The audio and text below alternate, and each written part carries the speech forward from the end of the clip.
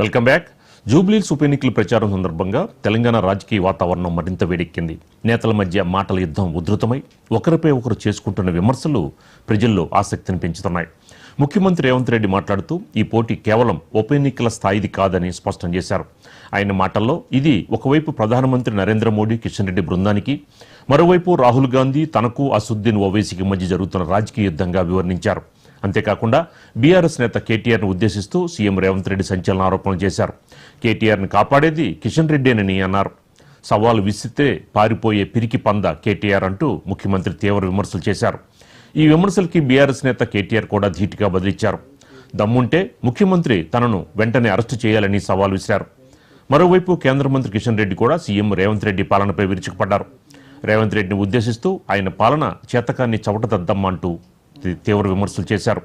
తాను కేంద్ర మంత్రిగా పనిచేసిన 6 ఏళ్లలో తెలంగాణకి వేల కోట్ల నిధులు తీసుకొచ్చారని కిషన్ రెడ్డి స్పష్టం చేశారు.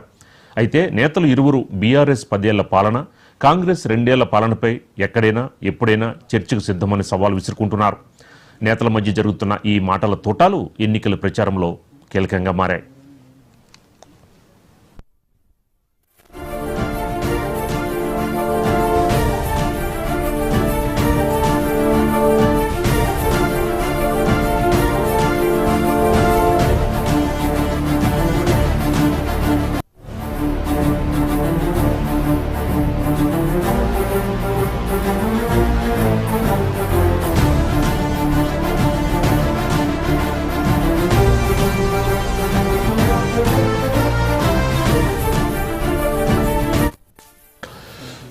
జూబ్లీహిల్స్ ఉప ఎన్నికల ప్రచారం సందర్భంగా తెలంగాణ రాజకీయ వాతావరణం మరింత వేడెక్కింది. నేతల మధ్య మాటల యుద్ధం ఉధృతమై ఒకరిపై ఒకరు చేసుకుంటున్న విమర్శలు ప్రజల్లో ఆసక్తిని పెంచుతున్నాయి.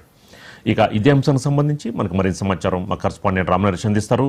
రామనరేష్, ఏంటి జూబ్లీహిల్స్ ఉప ఎన్నికల సందర్భంగా వ్యక్తిగత విమర్శలకి దారితీస్తున్నాయి? ఒకరిపై ఒకరు వ్యక్తిగత విమర్శలకి ఎందుకని అంత ఇంపార్టెన్స్ ఇస్తున్నారు? ఇక్కడ ఏదైతే జూబ్లీహిల్స్ ఎన్నికలకు సంబంధించేసి 2 పార్టీలు కూడా ప్రతిష్టాత్మకంగా తీసుకున్నాయి. దాంట్లో భాగంగానే ప్రచార పర్వం ముగింపు దశకు చేరుకుంటున్న నేపథ్యంలో మరో 3 రోజుల్లో ప్రచారం ముగుస్తున్న నేపథ్యంలోనే మాటల యుద్ధం అయితే పెద్ద ఎత్తున దారితీస్తున్న పరిస్థితి అయితే ఉంది.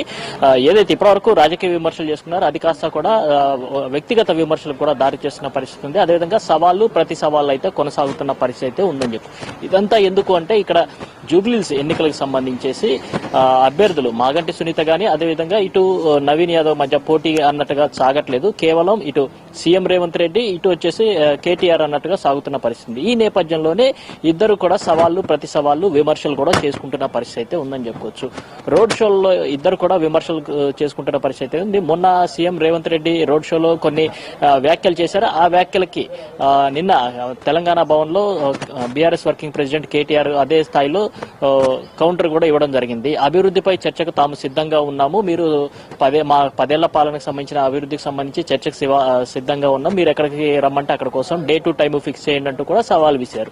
మరోవైపు జూబ్లీహిల్స్ నియోజకవర్గానికి సంబంధించేసి ఎక్కడ అభివృద్ధి జరగలేదని చెప్పేసి కాంగ్రెస్ మంత్రులు గానీ అదేవిధంగా సీఎం కూడా వ్యాఖ్యలు చేస్తున్నారు. దీనికి సంబంధించి కూడా ఒక జూబ్లీహిల్స్ సంబంధించేసి ప్రగతి నివేదికను విడుదల చేయడం జరిగింది. దీనిపై చర్చకు సిద్ధము, మీరు ఎక్కడ రమ్మంటే అక్కడికి వస్తామంటూ కూడా సవాల్ చేశారు. అంటే సవాళ్లు అటు సవాల్ విసిరారు, దానికి సంబంధించి ప్రతి సవాల్ కూడా విసిరిన పరిస్థితి అయితే ఉందని చెప్పుకోవచ్చు.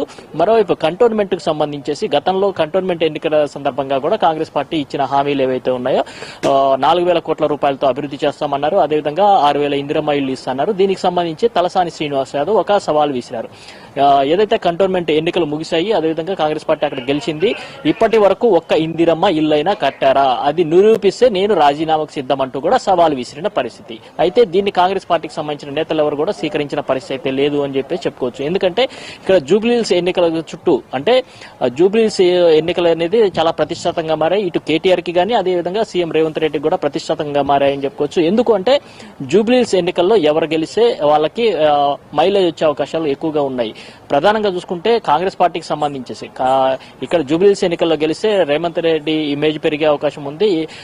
మాది ప్రజా వ్యతిరేక పాలన కాదు, ప్రజా ఆమోద పాలన అంటూ కూడా ఆయన చెప్పుకునే అవకాశం ఉంది. అదేవిధంగా స్థానిక సంస్థల ఎన్నికలు కానీ అదేవిధంగా ఇటు జీహెచ్ఎంసీ ఎన్నికలపై దీని ప్రభావం పడుతుంది. అదేవిధంగా ఇప్పటివరకు మంత్రులు ఎవరు కూడా పూర్తిస్థాయి సహకరించకపోయినప్పటికీ ఒంటరిగా తాను ఫైట్ చేసి జూబ్లీహిల్స్ ఎన్నికల్లో గెలుపొంది అని చెప్పి చూపించుకునే అవకాశం ఉంటుంది. ఇక్కడ బీఆర్ఎస్ పార్టీకి సంబంధించి కూడా కేటీఆర్ ఇప్పుడు ఈ సిట్టింగ్ స్థానాన్ని కోల్పోకుండా చూసుకోవాలని చెప్పేసి చూస్తున్న పరిస్థితి ఉంది. అందుకే అన్ని తానే వ్యవహరిస్తున్న పరిస్థితి అయితే ఉందని చెప్పుకోవచ్చు. ఇక్కడ ఎన్నికలను గెలిపించుకోవడం కేటీఆర్ కి చాలా ఇంపార్టెంట్ ఉంది. ఈ ఎన్నికలు గెలిస్తే అటు జీహెచ్ఎంసీ గానీ అదేవిధంగా స్థానిక సంస్థల ఎన్నికల్లో కూడా బీఆర్ఎస్ సంబంధించి హవా కొనసాగే అవకాశాలు ఉన్నాయి. గత అసెంబ్లీలో ప్రతిపక్షానికి పరిమితమైంది, ఆ తర్వాత పార్లమెంట్ ఎన్నికల్లో సున్నాకే పరిమితమైన నేపథ్యంలో ఇప్పుడు ఈ ఎన్నికలు చాలా సవాల్గా మారాయని చెప్పవచ్చు. ఈ ఎన్నికల్లో గెలిస్తే మిగతా ఎన్నికలన్నీ కూడా చాలా ఈజీగా అయ్యే అవకాశాలు ఉంటాయి. ప్రభుత్వ వ్యతిరేక ఓటు అంటే ప్రభుత్వం ఏర్పడిన తర్వాత రేవంత్ రెడ్డి ప్రభుత్వం ఏర్పడిన తర్వాత 2 ఏళ్లకే వ్యతిరేకత అనేది కొట్టొచ్చినట్టుగా కనపడిందని చెప్పేసి ఈ రిజల్ట్ ను చూపించి ప్రజల దగ్గరకు వెళ్ళొచ్చు అని చెప్పేసి కూడా కేటీఆర్ భావిస్తున్నారు. ఈ అంశాన్ని ప్రజల్లోకి బలంగా తీసుకువెళ్లాలని చెప్పేసి ఏదైతే కాంగ్రెస్ ఇచ్చిన 6 గ్యారెంటీలు గానీ అదేవిధంగా 420 హామీలను పెద్ద ఎత్తున ప్రజల్లోకి తీసుకువెళ్తున్న పరిస్థితి ఉంది. అందులో భాగంగానే 10 ఏళ్ల మా అభివృద్ధికి సంబంధించి బహిరంగ చర్చకు సిద్ధము అంటూ కూడా సవాల్ విసిరారు. ఈ సవాల్కి ఇప్పటివరకు సీఎం రేవంత్ రెడ్డి నిన్న మాట్లాడుతూ కూడా మీరు సవాలు చేస్తారు మళ్ళీ తర్వాత పారిపోతారంటూ కూడా సీఎం రేవంత్ రెడ్డి వ్యాఖ్యలు చేశారు. అయితే దీనికి బీఆర్ఎస్ పార్టీ నేతలు కూడా కౌంటర్ ఇస్తున్నారు. గతంలో మీరు ఏదైతే సవాల్కి మేము ఇచ్చిన సవాల్కి మీరు వస్తా అని చెప్పేసి అన్నారు, కానీ రాలేదు. ప్రెస్ క్లబ్ కి కేటీఆర్ వచ్చారు, అనుకున్న టైంకి చెప్పిన టైంకి ప్రెస్ క్లబ్ కి వచ్చారు, మీరు ఎందుకు రాలేదంటూ కూడా వాళ్ళు సవాల్ విసురుతున్న పరిస్థితి. అయితే మొత్తంగా చూసుకుంటే జూబ్లీహిల్స్ ఎన్నికలు ఇరు పార్టీలు చాలా ప్రతిష్టాత్మకంగా తీసుకోవడం వల్ల సవాళ్లు ప్రతి సవాలు చేసుకుంటున్నారు. 2 పార్టీలకు సంబంధించి ఇటు సీఎం రేవంత్ రెడ్డి ఇటు కేటీఆర్ ఇద్దరు కూడా పోటాపోటీగా నువ్వా నీనా అన్నట్టుగా వ్యవహరిస్తున్న పరిస్థితి ఉంది. ఎందుకంటే ఇద్దరికి చాలా ప్రతిష్టాత్మకంగా మారింది. ఇక్కడ అభ్యర్థులకి సంబంధించి ఎలక్షన్ జరగట్లేదు, కేవలం ఇటు రేవంత్ రెడ్డి ఇటు కేటీఆర్ అన్నట్టుగా సాగుతున్న పరిస్థితి ఉంది. కాబట్టి ఇక్కడ విమర్శలు ప్రతి విమర్శలు కొనసాగుతున్నాయి. అదేవిధంగా వ్యక్తిగత దూషణలకు కూడా వెళ్లే పరిస్థితి అయితే కనిపిస్తుంది. ఈ వ్యవహారానికి సంబంధించేసి ఓటర్లు మాత్రం ఏదైతే వ్యక్తిగత దూషణల విషయంలో మాత్రం ఓటర్లు కొంత అసహనం వ్యక్తం చేస్తున్న పరిస్థితి ఉంది. రాజకీయ విమర్శలు చేసుకోవాలి కానీ వ్యక్తిగత విమర్శలు వద్దంటూ కూడా చెప్తున్న పరిస్థితి అయితే ఉందని చెప్పుకోవచ్చు. మొత్తంగా 11వ తేదీన జరగబోయే జూబ్లీహిల్స్ ఎన్నికల్లో ఓటర్లు ఎటువైపు ఉంటారు, ఎవరిని గెలిపిస్తారనేది చాలా కీలకంగా మారింది. ఎవరికి వారు ఇప్పుడు ఏదైతే సర్వేలు వస్తున్నాయో ఆ సర్వేలకు సంబంధించి తమకు అనుకూలంగా ఉన్నాయంటూ కూడా ప్రచారం సాగించుకుంటున్నారు. ఇటు కాంగ్రెస్ అభ్యర్థికి సంబంధించి 30,000 మెజార్టీతో గెలుస్తున్నామని చెప్పేసి చెప్తున్నారు. మరోవైపు బీఆర్ఎస్ పార్టీకి సంబంధించేసి ఇటు కేటీఆర్ కూడా మేము గెలుస్తున్నాము, ప్రజలు మా వైపే ఉన్నారు, గెలుపు ఖాయమైంది, మెజార్టీ ఎంత అనేది తేలాల్సి ఉందంటూ కూడా చెప్తున్న పరిస్థితి ఉంది. రామరాజు రామ్ నరేష్ అంటే మరో పక్కన కిషన్ రెడ్డి మాట్లాడుతూ కూడా గ్రామ స్థాయిలో జరిగిన అభివృద్ధి జూబ్లీహిల్స్ లో ఎక్కడా కూడా అభివృద్ధి జరగలేదు, గత 10 years లో ఎక్కడా కూడా జూబ్లీహిల్స్ నియోజకవర్గంలో అసలు అభివృద్ధి అనేది లేదు అని చెప్పని కిషన్ రెడ్డి మాట్లాడడం. కానీ ఈ అంశంలో అంటే జూబ్లీహిల్స్ నియోజకవర్గంలో అభివృద్ధి అంశంలో కేటీఆర్ ఎక్కడా మాట్లాడలేదు. అంటే ఓవరాల్ గా తెలంగాణ అంతా అభివృద్ధి చెందిందని చెప్తున్నారు కానీ జూబ్లీహిల్స్ నియోజకవర్గంలో సమస్యలు అలాగే ఉండిపోయినని చెప్పని కిషన్ రెడ్డి మాట్లాడుతున్నారు. ఎలా చూడొచ్చు? ఇదే అంశానికి సంబంధించి అంటే ఇటు కాంగ్రెస్ పార్టీకి సంబంధించి ఇదే విమర్శలు చేస్తున్నారు, అదేవిధంగా కిషన్ రెడ్డి కూడా ఇదే విమర్శలు చేస్తున్నారు.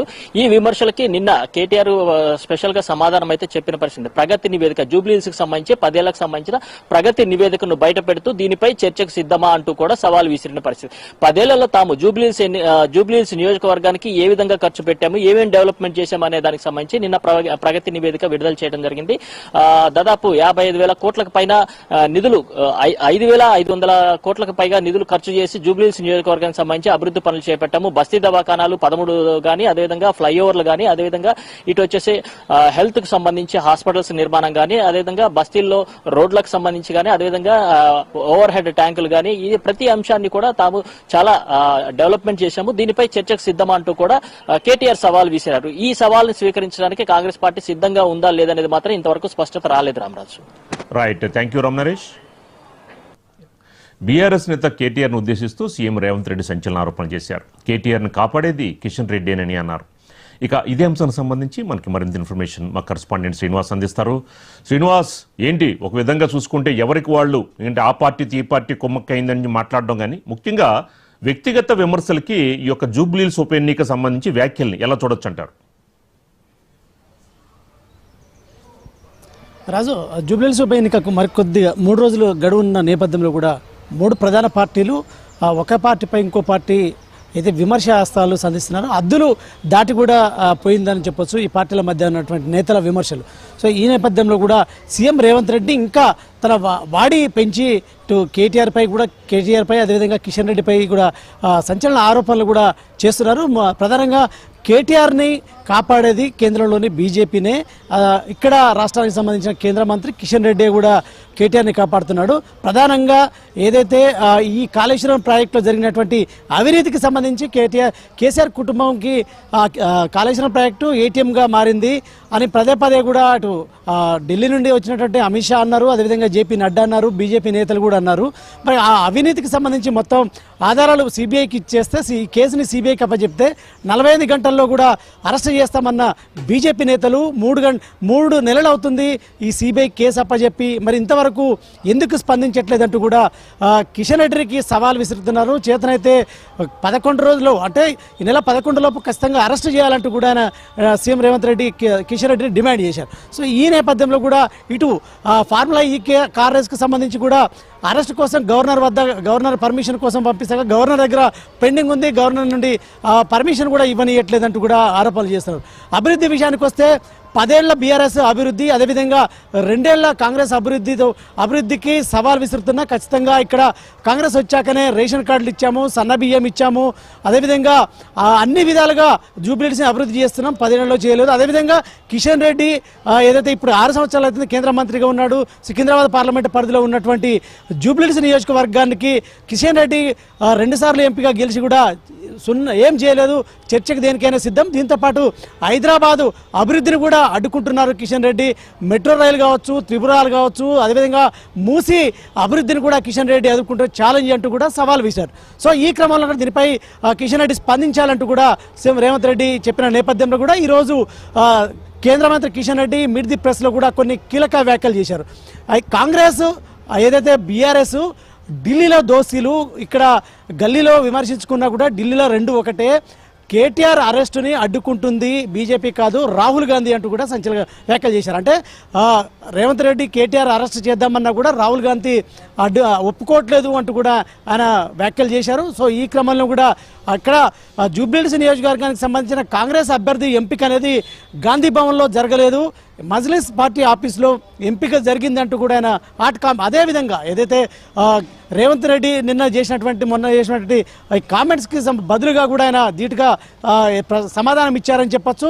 ఈ క్రమంలో కూడా ఏదైతే ఎంఐఎం ముసుగులో ఉన్నటువంటి అభ్యర్థి కాంగ్రెస్ అభ్యర్థి నవీన్ యాదవ్ అంటూ కూడా ఆరోపణలు చేశారు.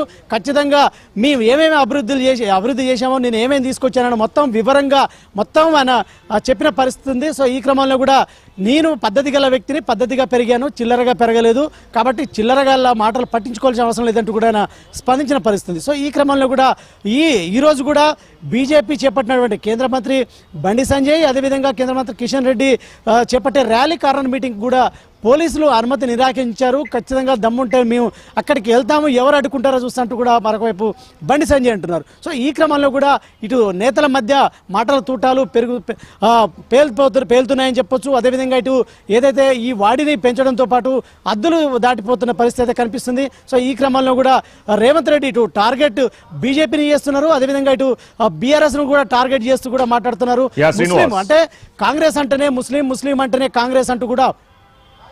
శ్రీనివాస్, అంటే ఒక విధంగా రేవంత్ రెడ్డి మాట్లాడుతూ కూడా ఈసారి డిపాజిట్లు కూడా వచ్చే అవకాశాలు లేవు బీజేపీకి, బీఆర్ఎస్ని గెలిపించడానికే బీజేపీ రంగంలో దిగింది అంటున్నారు. ఏంటి నిజంగానే రేవంత్ రెడ్డి చెప్తున్నట్టు బీజేపీలో బీఆర్ఎస్ కలిసే అవకాశాలు ఉంటాయా? దీనికి సంబంధించి నిన్న రేవంత్ రెడ్డి చెప్పిన అంటే చేసిన వ్యాఖ్యలకు సంబంధించి కిషన్ రెడ్డి స్పష్టంగా చేశారు. భవిష్యత్తులో ఎప్పుడు కూడా బీజేపీ అనేది బీఆర్ఎస్తో కలిసిపోయే ప్రసక్తి లేదు, రాష్ట్రంలో ఈ ఆరోపణలు పట్టించుకోవాల్సిన అవసరం లేదు. అదేవిధంగా ఏదైతే బీజేపీకి డిపాజిట్ కూడా జూబ్లీహిల్స్లో రాదు అని రేవంత్ రెడ్డి చేసిన వ్యాఖ్యలకు కిషన్ రెడ్డి చెప్పారు. రేవంత్ రెడ్డికి గతంలో కూడా ఎన్నో అంటే పోటీ చేసిన సందర్భాల్లో కూడా డిపాజిట్ కూడా గల్లంతయ్యాయి, ఇక్కడ డిపాజిట్ రావడానికి ఆయన ఏం అర్హుడు అంటూ కూడా ఆయన వ్యాఖ్యానించారు. ఈ క్రమంలో ఖచ్చితంగా జూబ్లీహిల్స్లో మేము గెలుస్తాము అంటూ కూడా ఆయన స్పష్టం చేశారు.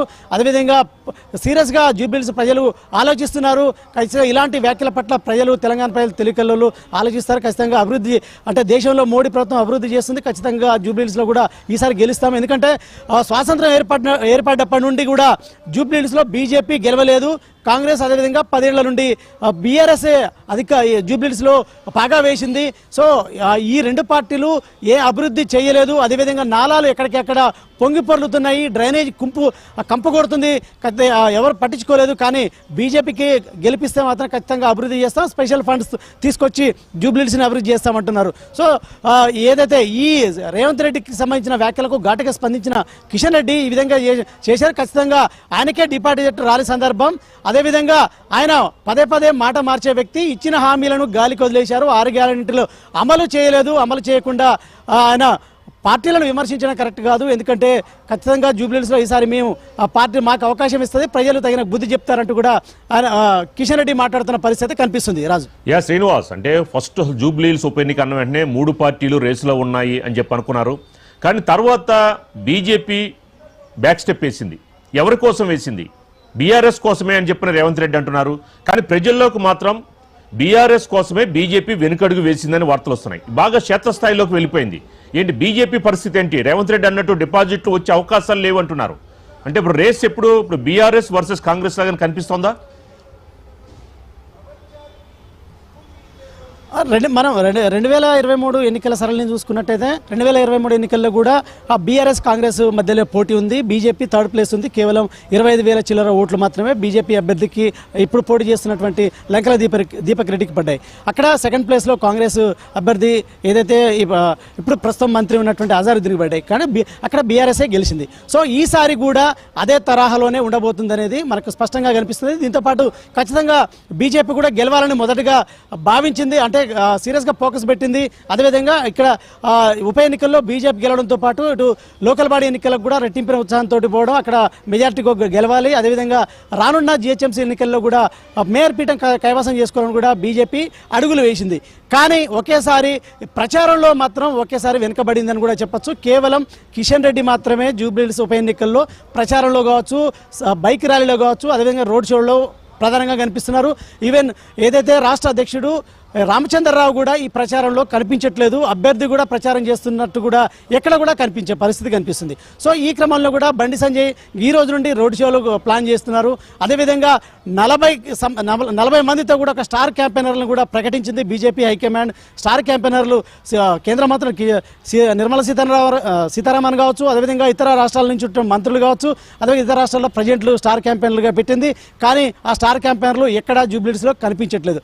ఈ అన్నిటిని బేస్ చేసుకునే సీఎం రేవంత్ రెడ్డి టార్గెట్ చేస్తూ కూడా బీజేపీని మాట్లాడుతున్నారు.